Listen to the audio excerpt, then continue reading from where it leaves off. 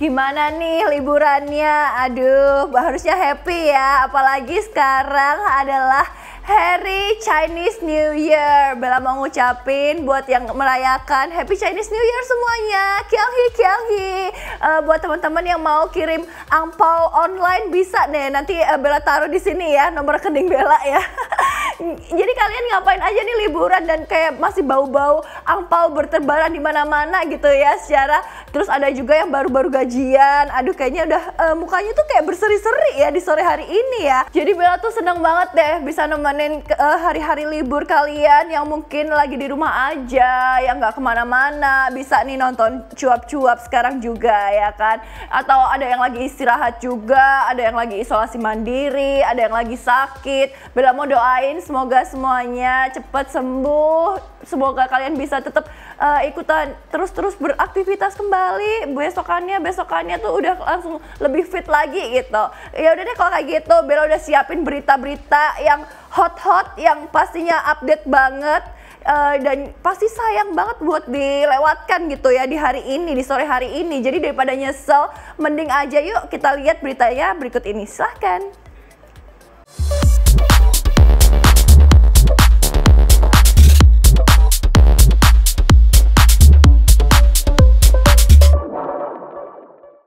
Life was dull until you came. I was breathless when we first met.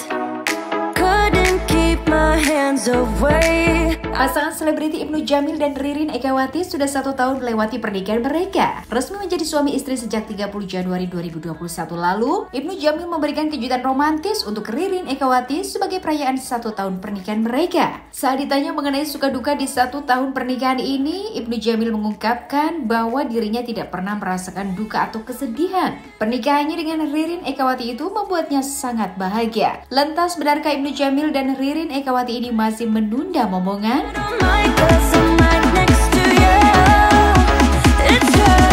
Saya melakukan perayaan kecil-kecilan aja untuk berdua, menikmati atau mensyukuri 1 tahun umur pernikahan saya dengan istri saya Ririn.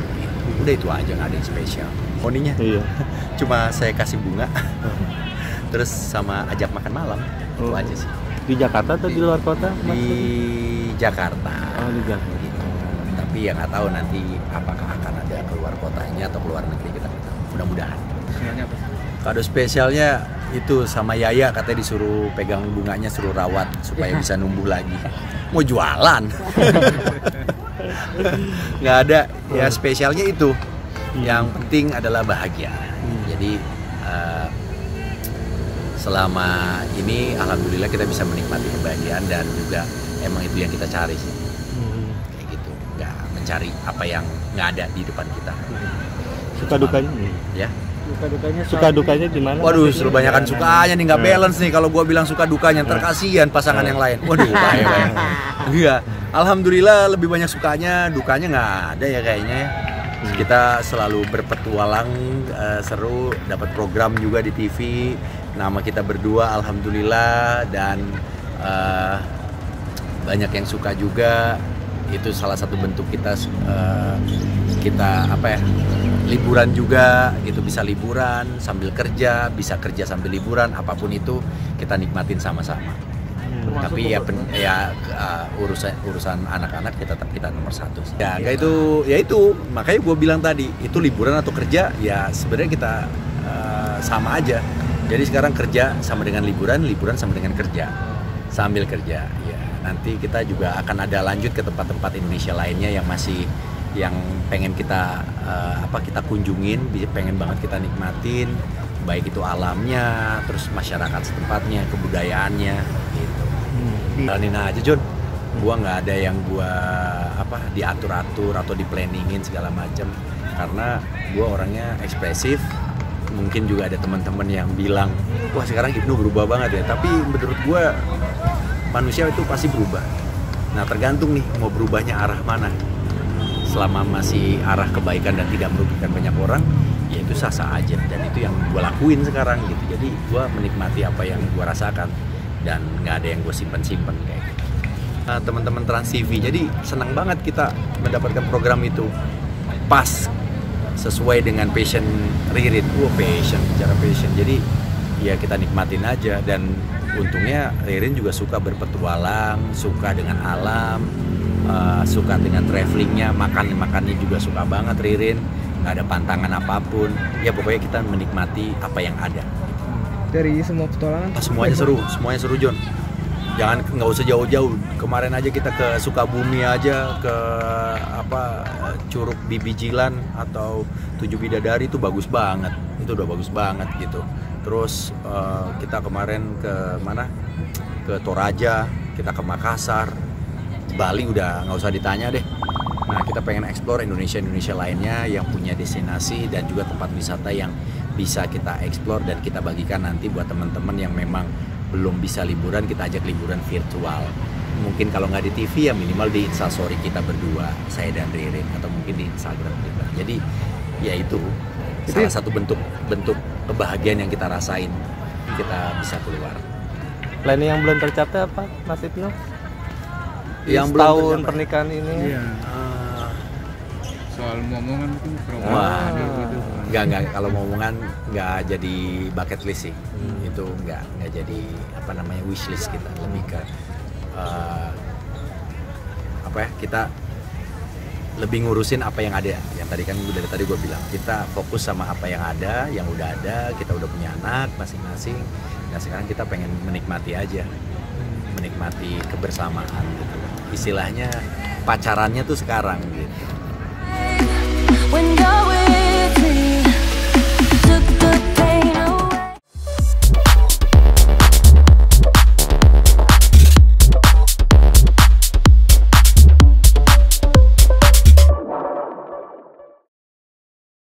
Nah, jadi gimana nih beritanya Cupers? Happy ya, emang beritanya di cuap-cuap ini emang namanya juga program infotainment, program terupdate gitu yang hadir hanya di MOP Channel. Jadi nggak usah khawatir ketinggalan berita. Misalnya kemarin nggak lihat berita gitu, tenang aja, tinggal buka cuap-cuap langsung. Semua kita hadirkan untuk Cupers di rumah pastinya.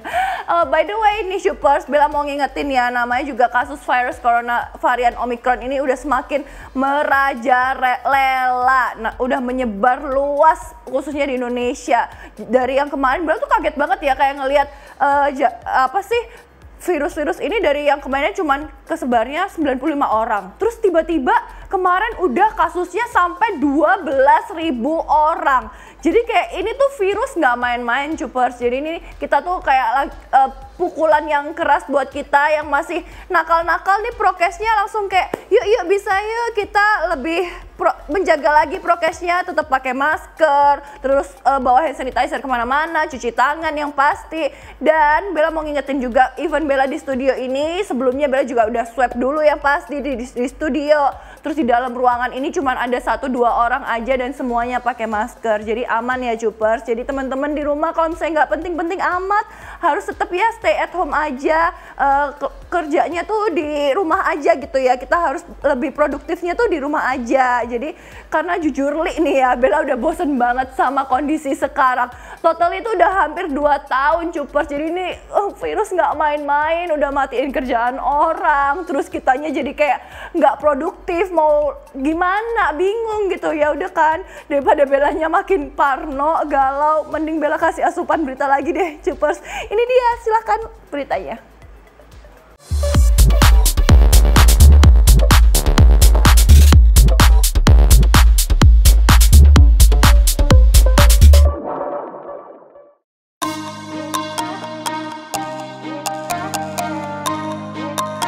Prilly Latuconsina dikenal sebagai aktris muda berbakat di industri film Indonesia. Ada banyak judul film yang sudah dilakoni Prilly sepanjang perjalanan karirnya. Namun siapa sangka kini Prilly mulai melebarkan sayap untuk berada di balik layar perfilman. Ia muncul sebagai produser untuk film baru berjudul Kukira Kau Rumah. Prilly mengaku merasa deg-degan saat film ini akan dirilis. Apalagi ini menjadi kali pertama Prilly menjadi seorang produser sekaligus pemain. Lantas seperti apa peran yang dimainkan oleh Prilly Latuconsina? Yang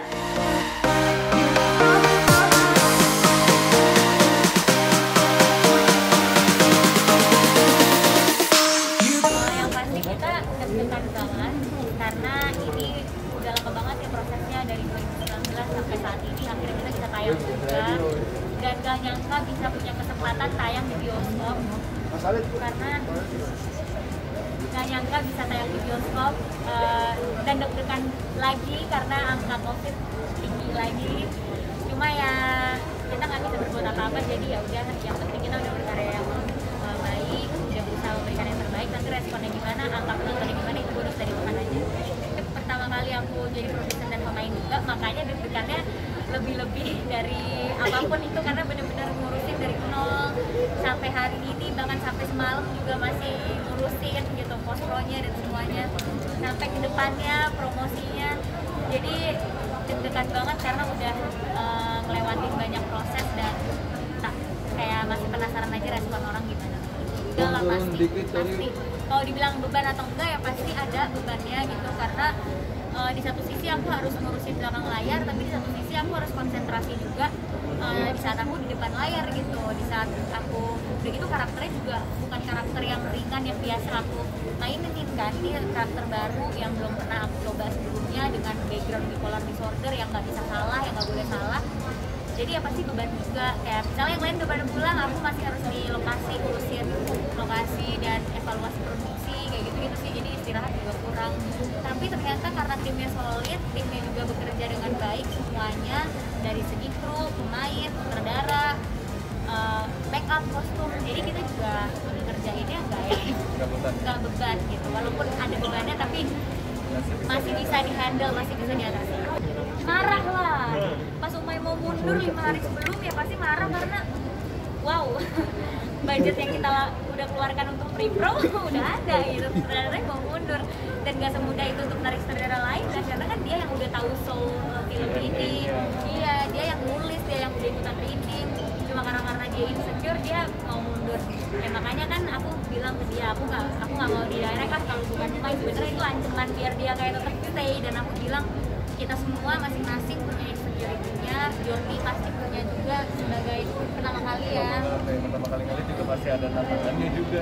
Shanina juga dengan karakter dia, aku masa sih dengan insecurity bisa harus mundur dari project. Sebenarnya kita ini banget ya, menurut aku kenapa ringan, karena kita pakai perspektif orang yang mengalami satu, dua yang sering terjadi di society. Kayak di society banyak orang yang meremehkan atau merendahkan atau bahkan menyepelekan rasa-rasa yang dirasakan oleh orang yang punya mental illness gitu. Kayak kalau orang bilang punya mental illness pasti kayak lebay lo, apa lo gitu kan. Kurang dekat sama Tuhan. Kurang, iya kayak gitu, kurang sholat kali atau apa. Padahal kan mental illness sebuah penyakit yang memang harus psikiater gitu. Ya kayak kita kalau kita sakit batuk, apa berarti karena kita kurang dekat sama Tuhan? Ya kan emang karena lagi ada virus gitu kan. Sama begitu juga dengan mental illness gitu. Bukan berarti kita mental illness tapi kita nggak dekat sama Tuhan, nggak dekat sama orang tua, tapi ya memang itu adalah hal yang harus kita hadapi, ada kesalahan dari diri kita yang harus kita hadapi, harus kita support. Jadi memang perspektifnya dari penyintas, dari society, dan dari kita juga sih, pengalaman sendiri. Kalau aku psikolog, terus juga cerita ke orang tua pasti pelan-pelan, karena kan orang tua juga harus kita harus dimengerti juga gitu perasaannya. Kalau misalnya tahu anaknya ternyata ke psikolog gitu, itu kan gak mudah juga untuk orang tua gitu. Kaget juga kayak, emang Pril kenapa gitu kan segala macam. Jadi ya jelasin juga, mah aku ke psikolog gitu, terus aku didiagnosa ini, tapi nggak apa-apa, bukan yang parah, aku masih bisa kerja, masih bisa ini. Cuma kalau kamu, aku kadang kayak gini. Ya orang tua support dan mereka juga nggak apa-apa, aku ke psikolog sendiri gitu. Itu juga termasuk yang aku. Jadi dan aku tahu itu nggak mudah gitu, nggak mudah lah untuk kita menerima dan akhirnya ngasih tahu orang lain. Jadi aku salut banget. Sulit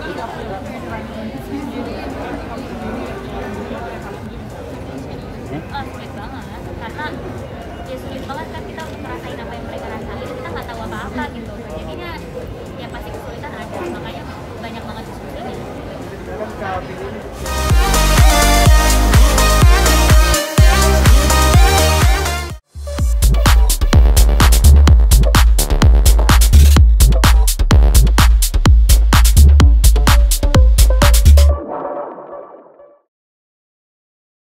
Nah, jadi gimana nih Cupers? Puas nggak sama berita yang barusan? Harus puas ya. Konsepnya Bella nih maksa di sini ya, karena emang cuap-cuap ini selalu memberikan infotainment tuh yang nggak kaleng-kaleng gitu konsepnya. Karena tenang aja kalau misalnya belum puas, dan hari ini Bella masih ada berita ketiga yang pasti beritanya nggak kalah menarik seperti biasa. Bella mau nanya nih, tapi ya sebelumnya sebelum ke berita itu Bella mau nanya sedikit nih, boleh. Kira-kira gimana nih planning kalian untuk di bulan Februari ini? By the way, udah tanggal 1 Februari aja ya guys, bentar lagi Valentine. Aduh, tapi tetap aja nggak punya pasangan. Aduh, galau. Si curhat nih Bella ya. Kalau Bella sendiri nih ya Cupers, menurut Bella di bulan Februari ini khususnya, kayak kemarin melewati Januari tuh waktunya tuh cepat banget berlalunya, please no. Jadi menurut Bella tuh kita tuh harus tetap kayak bergeraknya tuh lebih cepat. Misalnya kemarin kita pakai 50 km, sekarang kita harus pakai 200 km per jam gitu kayaknya. Karena kita tuh harus bergerak cepat untuk mewujudkan resolusi yang udah kita buat di tahun 2022 ini. Jadi buat teman-teman yang masih galau, yuk bangkit.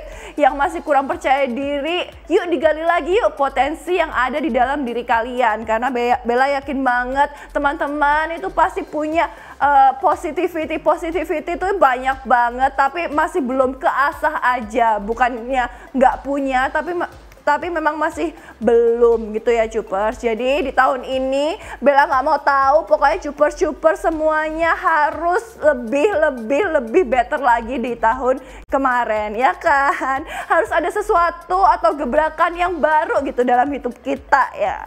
Oke deh, kalau kayak gitu tulis di kolom komentar juga ya Cupers, kira-kira apa sih resolusi kalian di tahun 2022 ini atau di bulan Februari ini. Sambil kalian tulis di kolom komentar ini, Bella masih mau kasih satu berita lagi nih, jangan kemana-mana ya. Tapi sebelumnya Bella mau pamit undur diri dulu. Seneng banget udah nemenin Cupers pastinya di sore hari ini, dan di hari libur ini pastinya tetap sekali lagi dong Bella mau ngucapin kongsi facai semuanya. Selamat tahun baru Imlek, dan jangan lupa untuk tetap follow Instagramnya cuap_MOP dan pastinya MOP Channel, karena di sana tuh banyak banget info-info yang mengedukasi. Terus jangan lupa di follow juga, di subscribe YouTube channelnya MOP Channel, karena di dalam situ ada yang beritanya horor, ada beritanya mengedukasi, inspiratif, menghibur. Pokoknya semuanya tuh lengkap deh hanya di MOP Channel pastinya. Oke, kalau kayak gitu Bella mau pamit undur diri. Thank you so much for watching all. See you again. Bye. Love you. Mwah.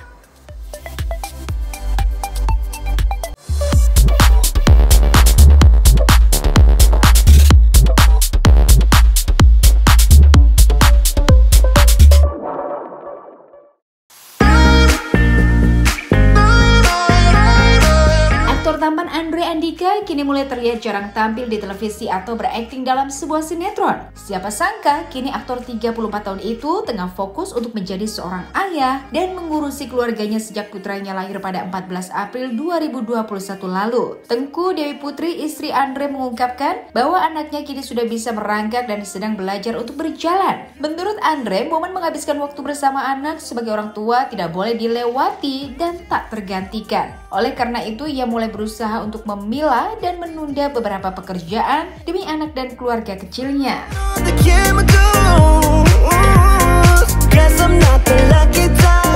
Sudah bisa apa nih? Alhamdulillah, Baby Asian sekarang udah 9 bulan, terus udah banyak banget perkembangannya nih, udah bisa mulai ngerangkak, lagi berusaha untuk jalan, terus pokoknya berdiri, ngoceh-ngoceh, udah gitu.